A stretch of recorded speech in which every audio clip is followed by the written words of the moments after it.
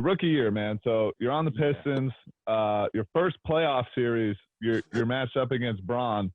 Yeah. What was that like, man? Because you obviously, I mean, you're his age. You know what I mean? Like you, similar to us, you grew up watching Braun.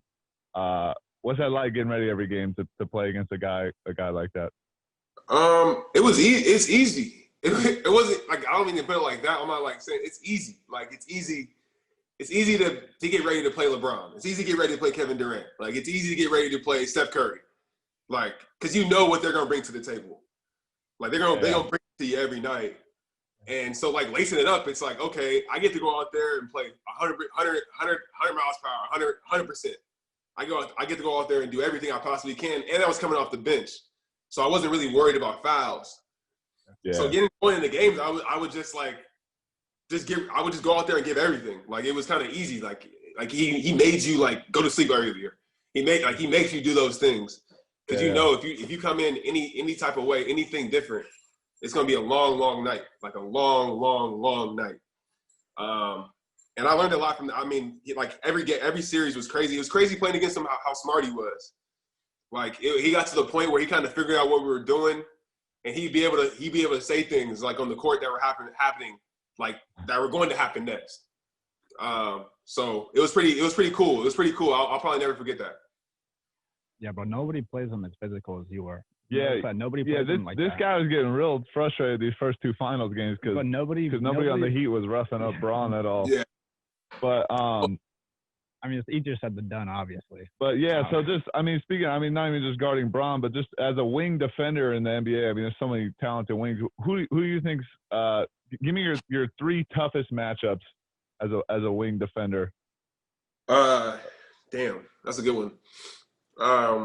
Kevin Durant is definitely the toughest matchup.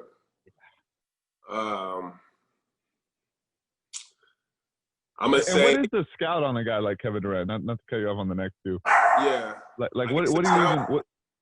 The scout on KD. Hold on, I'm gonna go outside real quick. You kind of just want to make life tough for him. It's tough.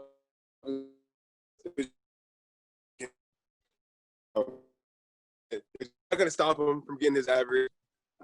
The only way you can stop him from getting his average is probably like sending bodies at him. Like when I say bodies, I mean 2 or 3 bodies. But he plays on a team where you can't do that. Like you can't do that when you're playing with, in the Warriors. There's Clay and Steph out there, and Draymond Green. There's no way to do it. And I think KD. I think people don't realize about him when he made his decision. I cannot talk for him. I'm not talking for him at all. I'm just saying the difference in what I saw happen playing against him. When he left OKC and he got to the Warriors, it opened up everything for him. Obviously, playing with Steph and Clay is gonna open up a lot for you. But he's almost impossible to guard now when you can't just bring bodies off him, because I think I view myself as one of the better defenders in the league, and I can pretty much guard anybody by myself. I don't need that much help. I mean, obviously they're gonna score. But with him, it's like you really can't stop him from getting the shot off. You can't block his shot. Like you really can't do nothing about him. So that's what makes him really tough. Because like I know for KD, one of his better sets is like he does like a lot of lane line pin downs. So what lane line pin downs do for you, especially with a guy like me, it takes away my athleticism, because it gives me no space to run. Right? He just holds you on his hip, comes off the screen. If you go under or try to cheat the screen, he just pops out to the far corner and it's open 3. If you go over, he puts you on his back and shoots right over the top of you. If you're too close, you probably foul him every time. So he makes life really tough. I would say 2 for me is Kawhi, because Kawhi is super strong. Like Kawhi uses his strength as an advantage. Like Bron, the difference between him and Bron, I feel like for me, is Bron picks and chooses when he wants to like put his weight on you, where Kawhi is always, he's always banging you. Like he's always strong arming you. Also, he's super, super skilled and like super, super efficient. So you really can't give him no shots. Like he's a good 3-point shooter.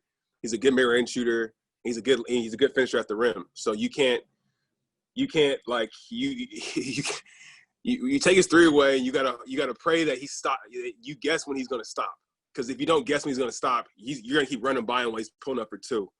And then if you try to stay on his hip, he keeps you on his hip and puts you in the rim with him. So that's like, and he's a guy who can get 40, 50 points as well. And then obviously I will go with for the third one. Is Luka count as a wing defender? Yeah. We're huge Luka fans on this podcast too. So yeah, Luka for sure counts as a wing. Because you'd be matched up with Luka. He's about your size, right? Is he taller than you? Yeah. So, huh? He's so deceptively quick. Is he like Is he deceptively quick? Yeah. What is it? Yeah. How does he? I mean, he's so good with angles in his hips. Like, how does he get by these guys so easily? He's big, he's strong, and he is hard to, if you understand, he can stop himself. Like, he can stop himself when he wants to stop. So it's like, that's a big thing. Like, a lot of guys always worry about like speeding up and going fast and stuff, but like the hardest thing to do is stop. Like, can you stop yourself and get on balance to make a shot? So, like, you see a lot of his shots, like, are step backs because he's always on balance. Like, he always can make shots because he knows how to stop himself.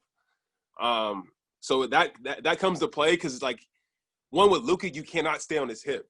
Like, you stay on his advantage. So, if you're on Luka's and you try to run in front of him, he's going to stop when he wants to stop. You know what I'm saying? He's going to step back when he wants to step back. So, it's like, it's kind of hard to grasp. Remind me, if you think about it for a little bit and watch some videos on him, you'll be like, oh, okay, I see what he's doing. Because a lot of times you'll see him, he'll drive right, then he'll go between the legs, and then he'll bump you and finish on the other side of the rim. But a lot of guys you see, they can't really stop when they get going. Like, they don't stop. Like, James is good at stopping. But Luka stops really good. So it's kind of hard. Because, and then he also can score from all three levels. He can score from the three, he can score from the two, he can score at the basket. And he uses pick and rolls really well. He gets a lot of disadvantages. Like, he puts you in a position where you have to switch. Now you have your 4 or 5 on them, and that's curtains.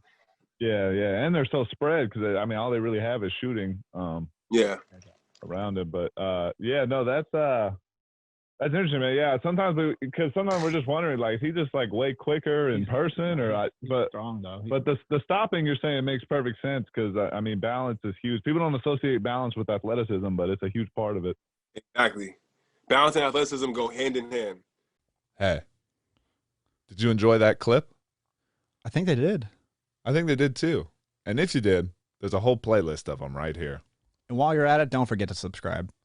And honestly, just leave a like. What's it take, like 5 seconds to leave a like? Not even 5 seconds. Not even 5 seconds. And while you're at it, we'll take a 5-star review on Apple Podcasts. That would be greatly appreciated. And I'm screaming, R.I.P. to